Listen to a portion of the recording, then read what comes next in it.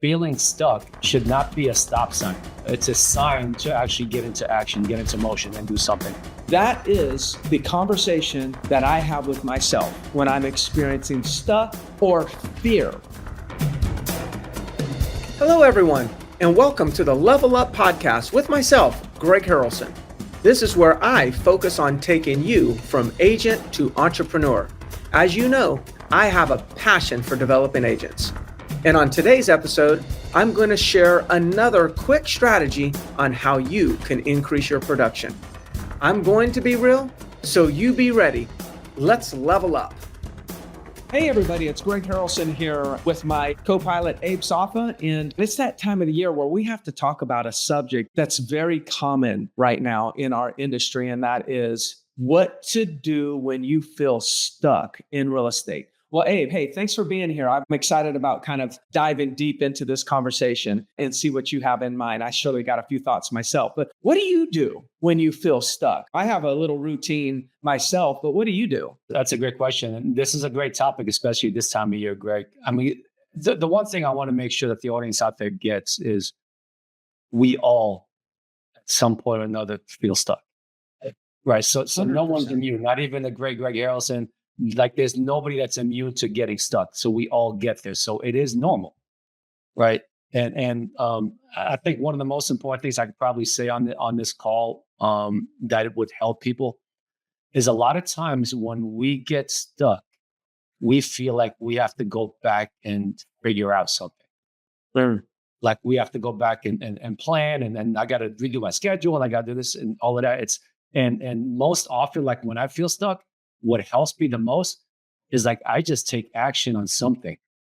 Just start moving, right? Like so the mornings where I don't feel like running, like just put my shoes on, right? And then all of a sudden I'm out running. And before you know it, I'm out there doing a couple of miles. I'm not even thinking about, hey, I was stuck in bed 20 minutes ago, I didn't want to run. And it's the same thing with business. It's like we don't have to think too much or try to overthink when we get stuck. Just sometimes it's just a simple act of doing something, anything you already know what to do, just do something will actually get you unstuck. So I'd like to start there. And I know I see your eyes lighting up. I know you were thinking this too. Yeah. Yeah. Well, no, there's a lot of things that you're saying that are so basic yet so important, right? So one of the things that I'm hearing you say, and I agree with, is like to go from stuck to unstuck is just you're only one action away.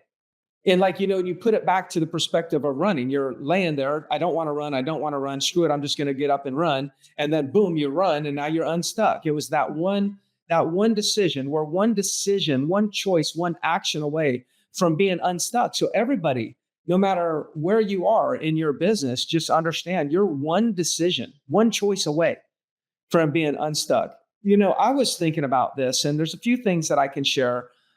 Because I do get stuck. I get stuck often. And I think a lot of people get stuck often, because there's getting stuck to the point where you're just like, you're stuck for months and months. That's one thing. But a lot of us get stuck once a week, maybe even once a day. And, when you start to really see it and understand it, you can prevent those big breakdowns by just making sure you have some sort of process in place. So like for me, when I'm thinking about being stuck, usually stuck is a way to describe where a participant is. And when I'm a participant in something, I get stuck. That's me being a participant. I'm stuck. I can't move forward, or I'm not moving forward. So when I'm being a participant who's stuck, I shift from being the participant to being the observer. And I go in like, let me just look at this thing for a minute. Let me step back and look at this thing. And I ask myself as the observer, what am I saying as a participant that's keeping me stuck? And usually the conversation I'm having as a participant is ridiculous. But as an observer, I look at it and say, that's ridiculous talk. That is not true. You can do this. There's nothing to fear. Just go for it. What's the worst that can happen? See, that's an observer conversation. Mhm. The participant conversation is, I don't know. I don't know what to say. I don't know what to do. I don't feel like it. So when I'm feeling stuck, I realize I'm being a participant and I need to shift to being an observer of myself. And what I usually find when I'm the observer is I find that I'm being ridiculous. And everything that's got me holding me back is all just me and the self-talk in my head. Get out of the way and get going. That's one of the first things that I wrote down. Thoughts on that? I love that. And I think that's something that we all need to do from time to time is be an observer. And I wonder, like, if you do that often enough, if you spot the pattern that you run on yourself whenever you get stuck, like what is the repeating thing that you say to yourself? What's the actions that you stop doing over and over, and then all of a sudden get you stuck? Now you did a coaching call. I can't remember how long ago it was in Agent Success Academy, distinguishing the difference between a breakout and a breakthrough, which I thought was phenomenal. Especially for this topic, is like a lot of times, like you just need to break out of these thoughts that you're having, that you're making yourself stuck. And again, it's simple action.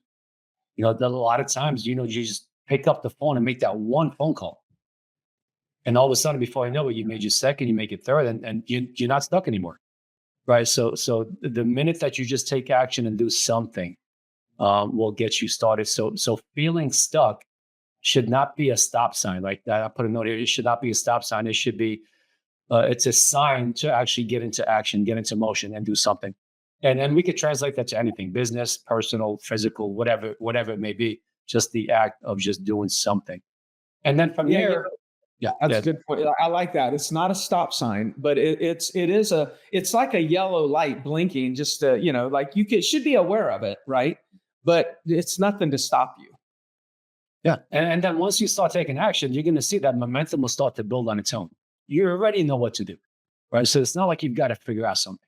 And then once you're in action, of course, you could take it to the next level at that point. You could do like, hey, now that I'm actually back on the phones making my calls, which I haven't been doing, now let me do something for the next 30 days. So I think once action starts, clarity starts to show up.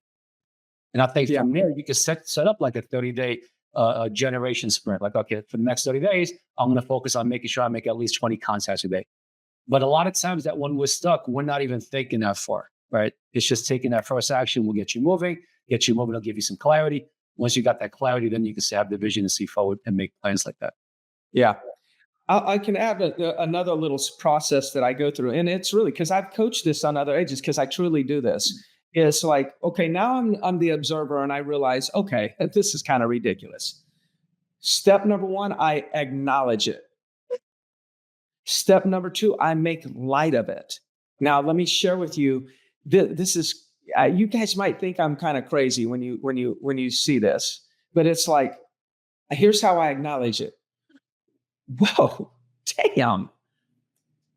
Wow, I'm a chicken shit. Yeah. Man, this is like I'm actually feeling like stuck, or I'm feeling anxious, or I'm feeling hesitant, whatever it might be that I'm feeling at that moment. This is kind of comical. So, I mean, I really truly have gone through this so many times in my life where I acknowledge it and then I make light of it.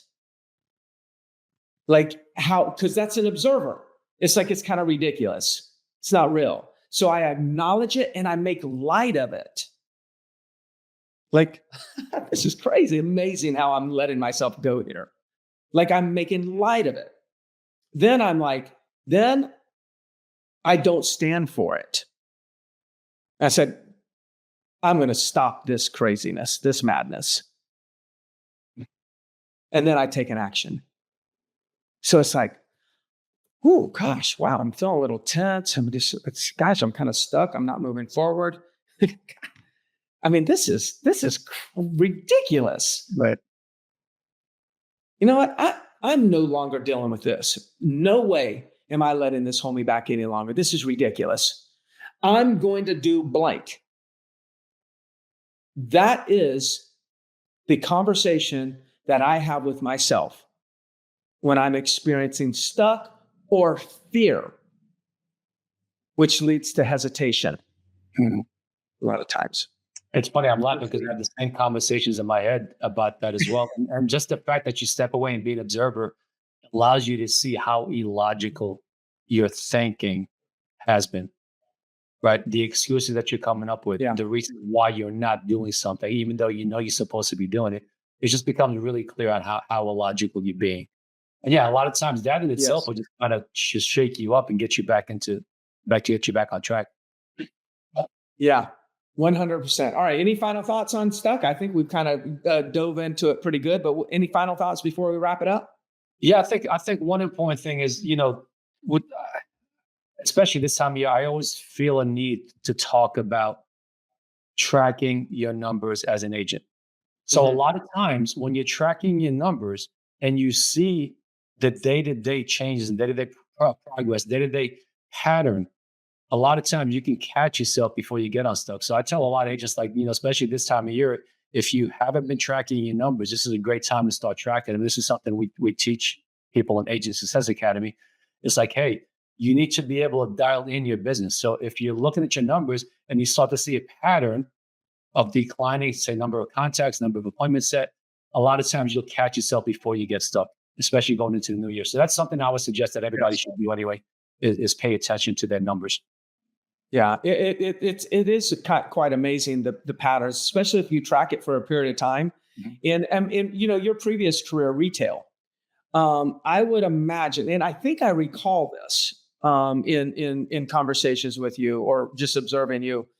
Didn't you pretty much know, like, on certain months or certain weeks of a year, what your historical traffic was in the store for the last so many years? And like, what did that data do for you? Like, how did you? Can you tell me about that? Because I think it's relevant to what you just said. Yeah, absolutely. I mean, we would track the amount of people that walked in the store. We would Yeah. track the amount of people that walked in the store per hour, different days of the week. So we would know, hey, on Tuesdays, we typically get a rush from 5 to 7 p.m. So there's a lot of decisions you can make on that. You can make sure you have enough staff, make sure the inventory is right. So there was so many numbers to track. And once you look at them, it allows you to make good financial decisions. Yeah. So yeah, everything across the board from what sales were per hour, How much what inventory, right? How much inventory you need to have on in the store? certain time of the year. Yeah, especially like right now during the holidays where you can do certain number of sales. Like to me, having that background, like I can't imagine running any type of business without having some data to look at. Because Mhm. how do you make decisions at that point? It's just guessing. Yeah. Yeah, Yeah. Yeah. I guess being in action is great, but being in action with intention is greater. absolutely. All right. All right, everybody. Hey, look, check out Agent Success Academy. I know I've share a little bit about Agent Success Academy. This is where Abe and I have live coaching on a weekly basis. Just check out Agent Success Academy. We would love to coach you and help you build your business, especially if you're somebody looking to acquire and take a lot of listings. We have agents that are taking anywhere from 10 to 20 listings per month, just following the techniques and strategies that we coach. As a matter of fact, I'm going to be coaching again in just about 45 minutes, and I'm going to have a conversation on how to approach expireds. It's going to go beyond the listing presentation and talk about the things that people are doing wrong when they're approaching expireds and why they're constantly finding themselves in confrontational conversations that lead to nothing. We want to convert those conversations. We want to avoid confrontation. And I'm going to coach that in Agent Success Academy this week. Everything's recorded. So if you were to join Agent Success Academy now, there's over 200 videos that you can actually watch from previous coaching calls. I actually don't like to call them coaching calls. I call them master classes because they're deep dives on particular subjects. So you can actually go back to the catalog depending on what you need, do a deep dive, and be in motion and grow that business and grow in that area immediately. Abe, thank you so much. Also, please, subscribe to this YouTube channel. Please subscribe so you get notifications whenever you get a new video. And if you're watching this on the Level Up podcast, I recommend that you also subscribe to Level Up, leave a comment. It sure does help us. We'll talk soon. Thanks, Abe. Enjoyed it. See you guys. Bye-bye.